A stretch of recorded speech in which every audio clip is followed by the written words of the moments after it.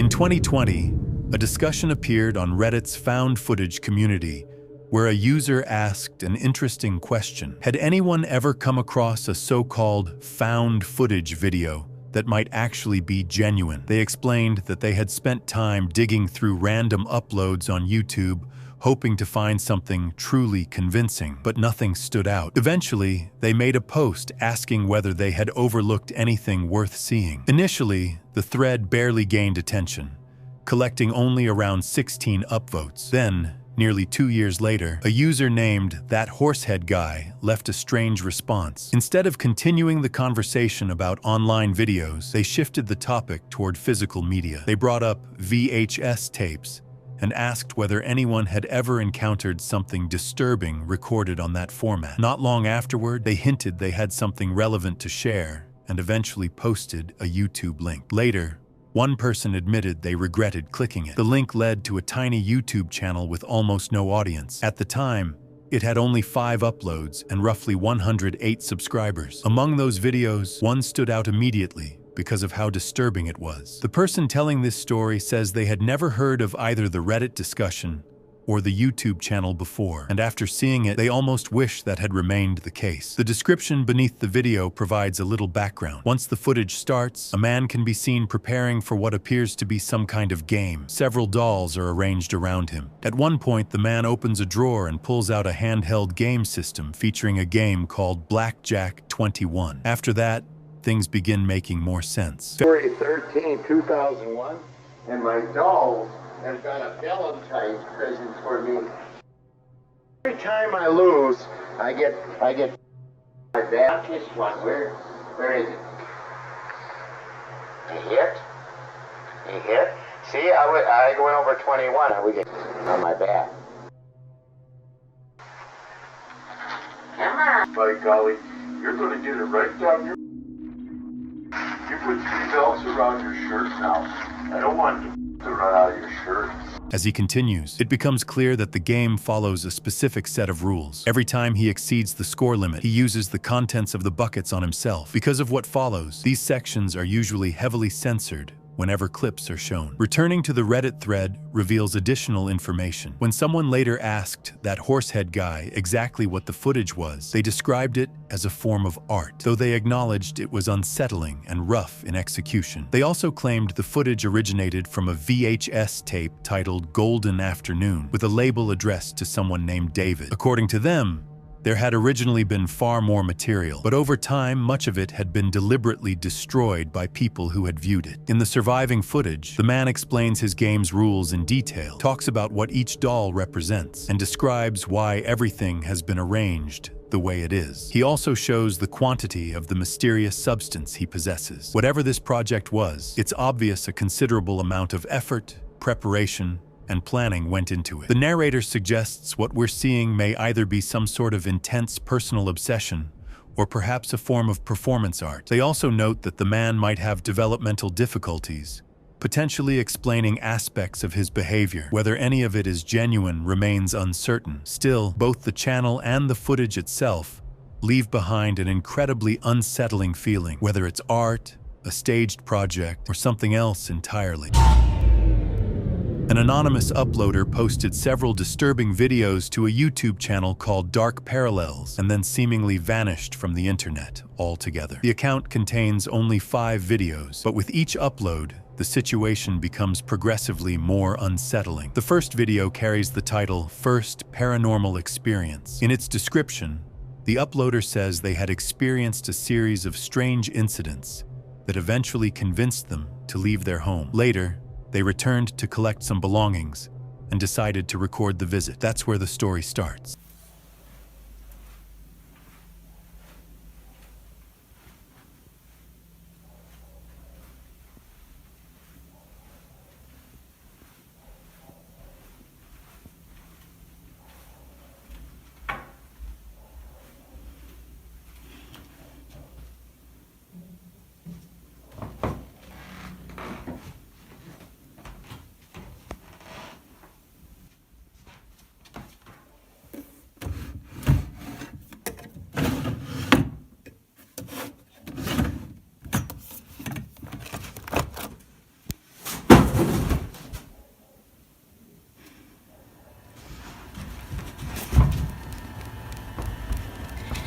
house. The exact reason they moved out is never directly explained, but the videos strongly imply something unusual had been happening inside the house. That impression becomes even stronger in the second upload. In that video, they document another attempt to retrieve more of their belongings.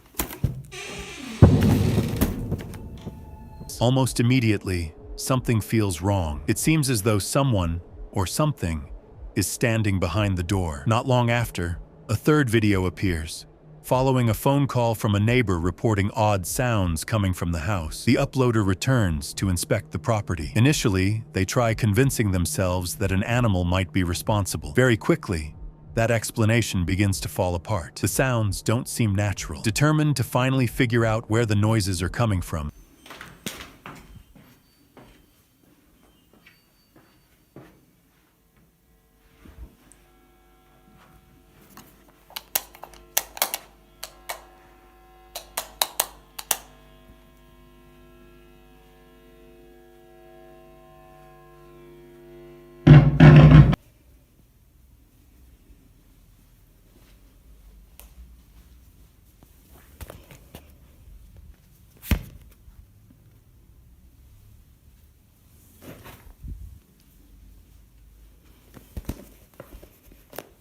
they return again. This time they set up an action camera and it captures something genuinely disturbing. In the final upload, the creator explains that the camera had been intentionally left behind to record whatever was making those noises. The next day, they return to retrieve it. After reviewing the footage, they appear visibly shaken. One specific moment in the recording makes it very clear why. Then, nothing. No further uploads ever appeared.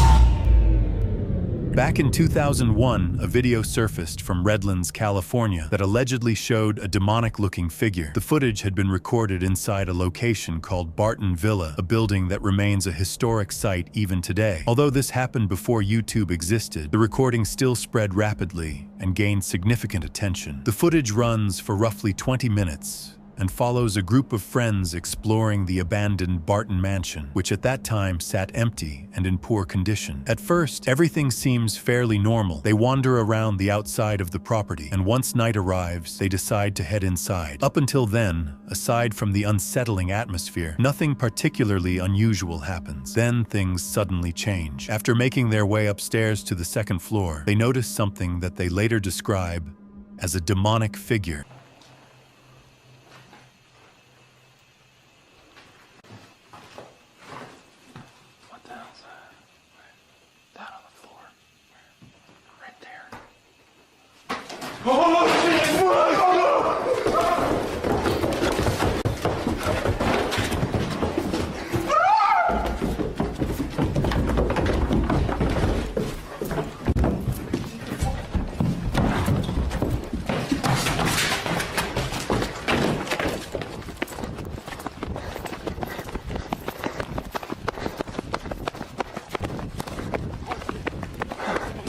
Yeah. Oh, go. Yeah, go. Swear to God. Oh, fuck. Go. No. Someone's in there? Swear to God. Swear to God. Oh shit. Hell yeah. You guys are lying. We're not kidding. No. Go left. Go. Hit the gas and go. I can't see your freaking cameras in my way. Oh, fuck. You guys are lying. Someone appears to be standing there holding an object that resembles a lantern, seemingly trying to frighten the group. What's especially strange is its height. The figure appears unusually tall, so tall in fact that it seems forced to duck its head just to fit through the doorway. Donna ran a YouTube channel that became known for a collection of unsettling and seemingly forgotten videos. According to Donna, something deeply disturbing was taking place inside her house. She claimed bizarre and impossible to explain incidents had started happening around her home, things neither she nor her family could understand. In 2009, her brother died under mysterious circumstances, and after that, she said she began living in constant fear. Donna insisted that objects around the house would move by themselves, especially whenever she was close by. Some viewers speculated that it might be her brother's spirit attempting to communicate with her. Donna rejected that idea entirely. She believed whatever was responsible was something far more sinister, something dark and intentionally harmful. One evening, while she was alone at home, she spotted something unusual and decided to grab a camera. Hang on guys, I'm just going to get a better view because this is amazing. I'm just going to turn the light up a bit as well.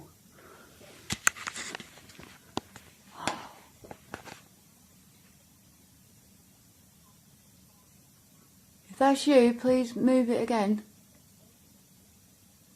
That is moving. Oh my god, that is moving. Oh, thank you. In the footage, a chandelier appears to slowly swing back and forth by itself before the clip suddenly ends. The experience clearly rattles Donna, but this incident is only one of several. Looking at things from the outside, it begins to seem like her mental state may be worsening over time. She appears increasingly consumed by her fears, feeding into them and becoming more absorbed by whatever she believes is happening. Only a few days later, another unsettling event takes place. See, just so you lot don't think I'm quizzing, I'm not going too close because I get launched at, but there's nothing under there. That's just a bracket from an old drawer that used to be there. There's nothing in the cupboard, it's just cutlery and stuff. Nothing under there apart from pots and pans. There's no magnets, that's just a switch. There's nothing there at all, nothing out the ordinary, but yet shit keeps moving. Can you move it again, please? If you're here, move it. Well, it definitely did move, but as it was moving, you see. So, yeah. I'll just show you as well. There's nothing underneath, there's nothing. It's just an old metal cup. Metal. Weird. Oh my gosh. The surface isn't wet or anything, it's all dry. So there's no reason for it to be moving. And it's moving again. While standing in the kitchen, Donna notices a mug sliding on its own without any obvious explanation. She quickly begins recording and points out that there is nothing nearby that could be causing it. The counter is dry, nothing is hidden underneath, yet the mug continues moving. The incident only reinforces the feeling that something unexplainable may be taking place. Once again, Donna connects it to something supernatural. Although she admits she doesn't know exactly what it is, she believes the same force is responsible for everything happening in the house. The most disturbing incident comes later. At the start of another upload, Donna discusses a strange event involving a toy fish tank visible behind her. While talking about it, something even more unsettling happens. Her dog suddenly reacts to something that isn't visible, almost as though it senses a presence nearby. Yeah, that's basically the new tank. I'll just keep it in the background and then you can see around. But just strange feelings, almost like you can feel the dark entity that's here, and it's almost like a pressure. I don't know if you can see it. They're certainly acting a bit weird. See, it's so strange. See, I get the feeling there's something here right now. Right now. And yet I don't.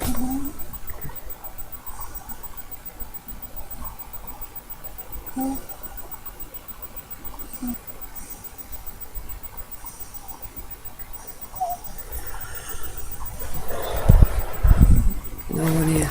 Yeah. There's no one around me.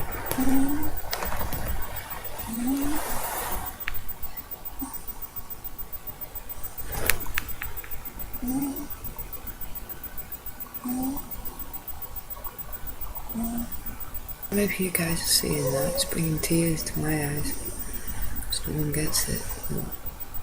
My chain's moving on my neck. While recording, Donna describes an intense and suffocating sensation as though something dark is standing right beside her. Moments later, her necklace starts moving as if an unseen force is tugging on it. The experience overwhelms her, and she struggles to control her emotions. It's also important to point out that her behavior gradually becomes more unpredictable. At one stage, she even begins experimenting with a Ouija board. Of course, this entire story can be viewed with skepticism. There's also a strong possibility that after losing her brother, Donna may simply have started losing touch with reality.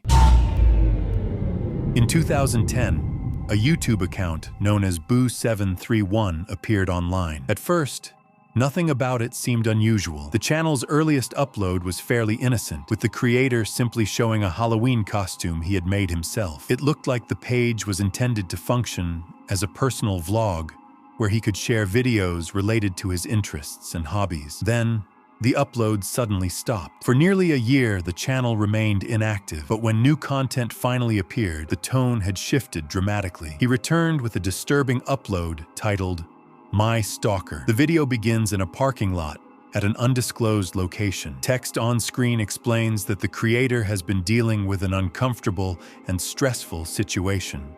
Soon after, the footage cuts to a recorded exchange between him and the individual who had allegedly been following him.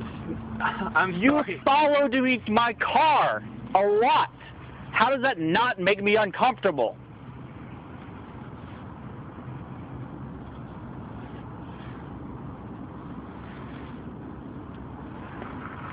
I thought we were good friends. I thought we were like, okay, if we're not friends, at least we were talking before, and you didn't think that we, I just don't know. I tried to put aside my feelings. I tried to be a good guy. I tried to talk to you, and the conversations we had, I felt like they went nowhere. There weren't things I wanted to talk about, and so I'm done talking. Because you never reciprocate.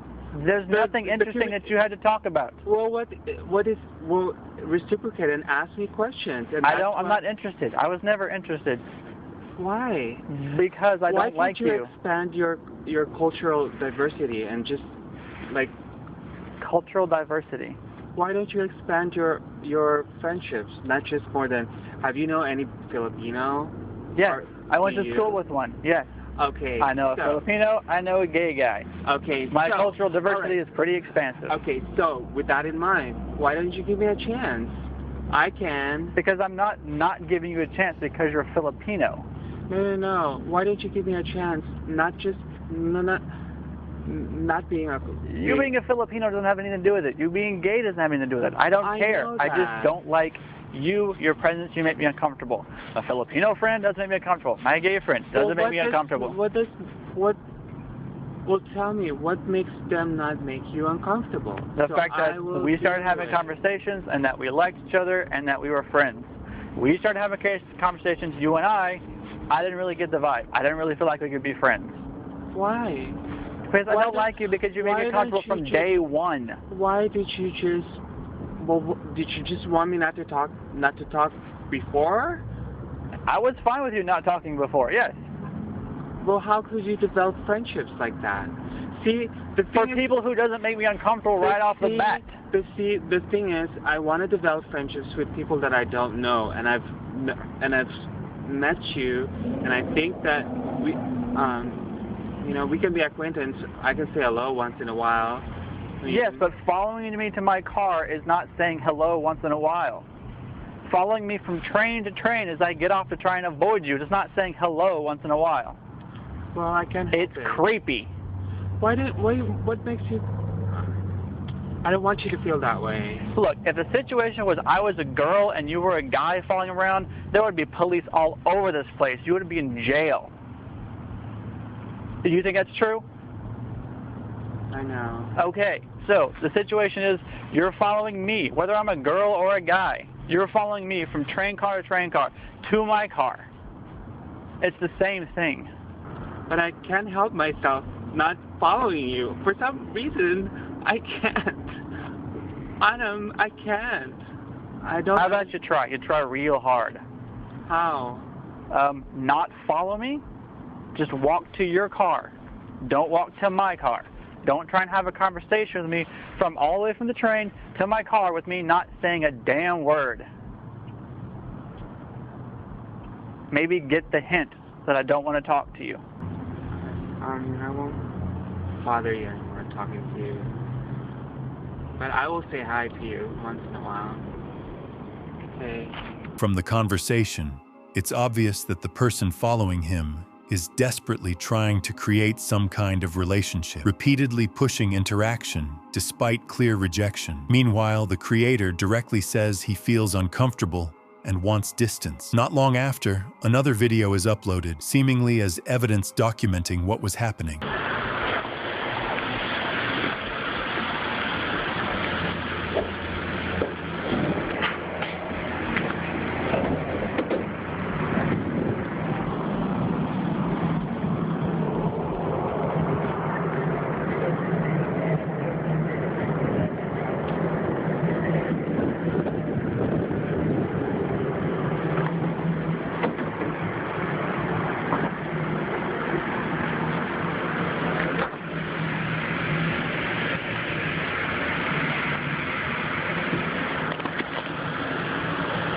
And I have to train cars.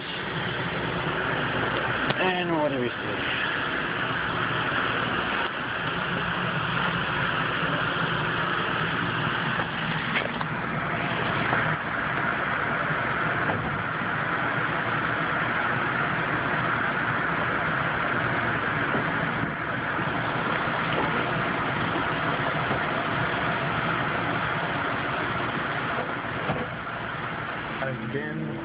This time, the situation becomes much clearer. The stalker shows no signs of backing off. It becomes obvious that the behavior isn't stopping, so the creator develops a strategy. He stays seated until the train doors are about to close, then quickly jumps out and changes train cars in an attempt to shake him. But even that isn't enough. The situation escalates until bystanders eventually become involved, making it impossible to ignore.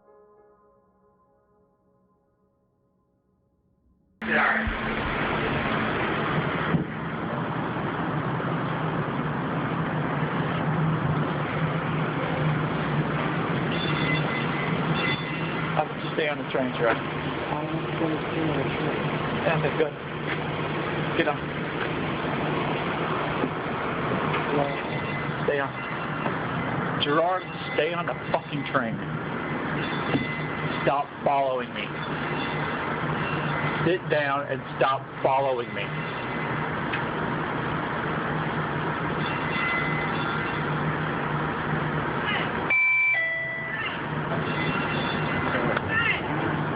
Sit down and stop following me. We're going. Sit down. We're going. Sit down.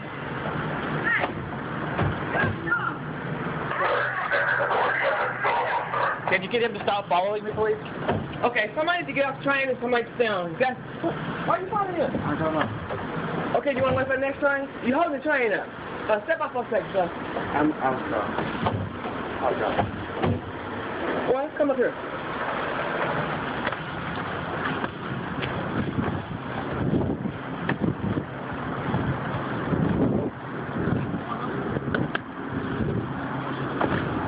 Thank you. Thank you.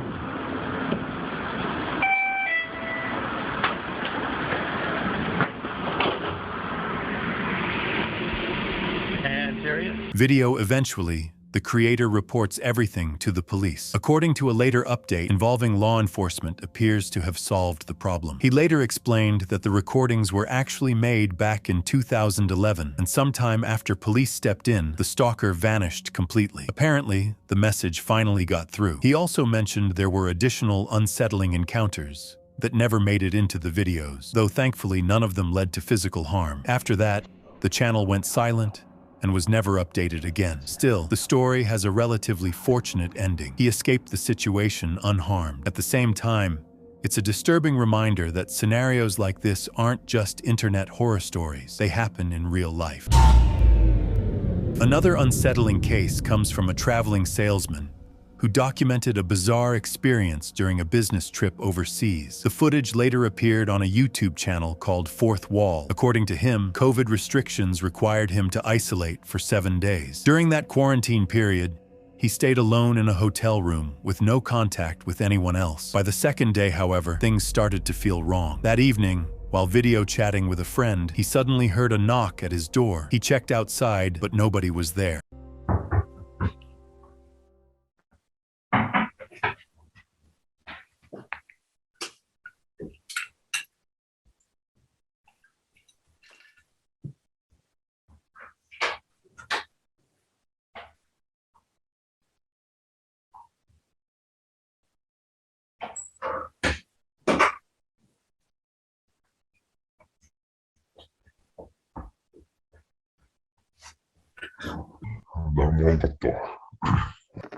マジでなんか部屋間違えたんじゃない飯の時はノックされるんやけど。隔離はいつまであと5日。Assuming it was simply hotel staff knocking on the wrong room, he brushed it off. A short while later, as they continued talking, eventually discussing the hotel's food, something happened again that made him uneasy. アジア料理が多いな、やっぱ。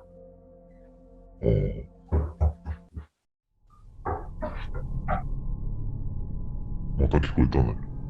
また今、録画してるまだ。してる。ちょっと待って。何してんのちょっと見て。その強盗とかだったらやばいんじゃない証拠取れ。証拠ちょっとフリーズしてるけど、証拠取れなくない？大丈夫。いないじゃん。誰もいない。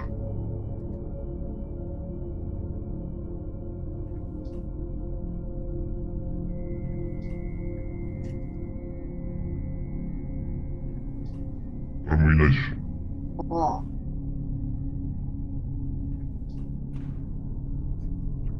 見た？前の部屋のやつがなんかいたずらでやってんじゃない？His friend suggested maybe another guest nearby was messing with him, though the salesman wasn't even sure anyone occupied the surrounding rooms. Half joking, his friend mentioned the possibility that the room might be haunted. He laughed it off and went to sleep. Later that night, another knock woke him up. This time he attempted to record it, but the moment he switched on the camera, the knocking immediately stopped. At that point, curiosity started turning into determination. He wanted answers.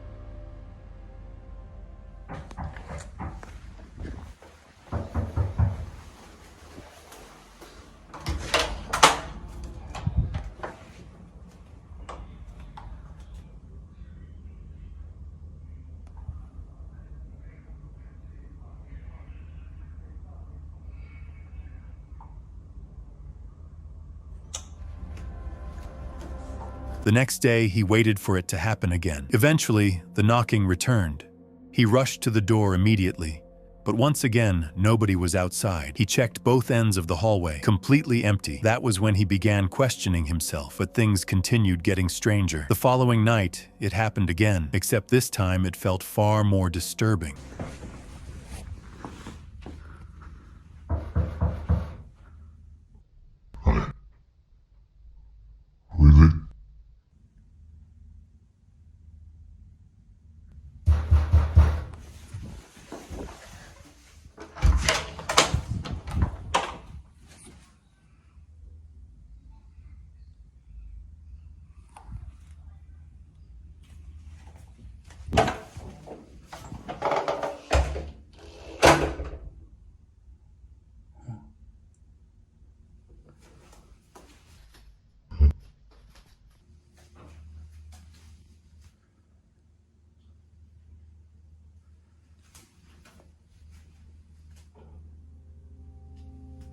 After hearing the knocking, he opened the door and, just like before, found no one there. Then he turned around. Every door inside his hotel room was now standing open. That was enough to seriously unsettle him, and he started believing something might genuinely be wrong with the room itself. The most disturbing event happened on the 6th night. He set up a camera through his computer to record while he slept. As expected, the knocking woke him again. But this time, while walking toward the door, he noticed something odd. The sound no longer seemed to be coming from outside. It sounded like it was coming from somewhere inside the room.